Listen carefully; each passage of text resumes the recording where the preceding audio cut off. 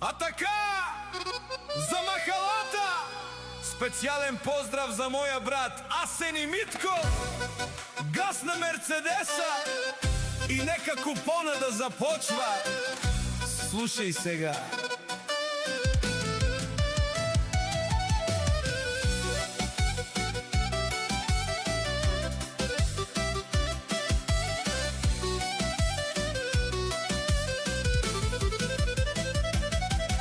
На втория етаж живее тя, най-красивата в махалата.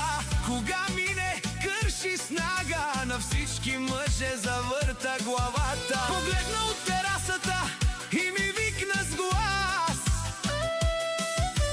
пали колата и идвай веднага при нас. Ох, кумшийке от втория етаж, заради тебе ще стана аз ревнив страж. Само за тебе, кумшийке, мисля аз. Ела при мене, дай ми малко власт.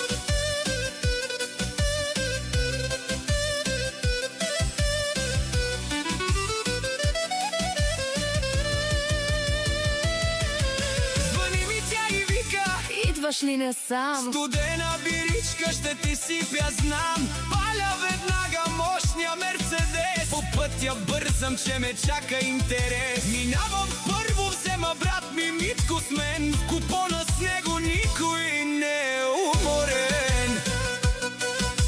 Спираме пред тях, мотора кротко мърка. Кумшиката веднага плановете забърка. Извика бързо нейните приятелки добри, да удряме по студена бира до зори. Само едно ни плаши в тази жега, виж, мъжът и да не ни хване. Че ще стане батаклама, братле, нали? Ще си пе студена бира и кефа ще си правим.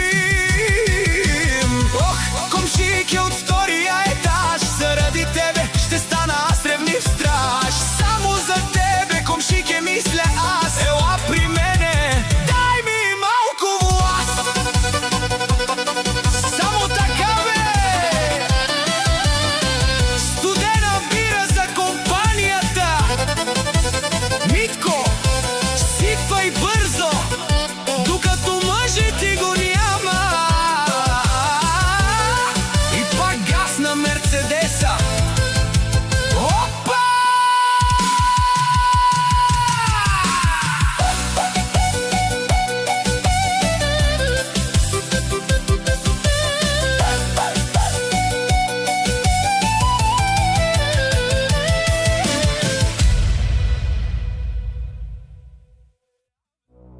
А така!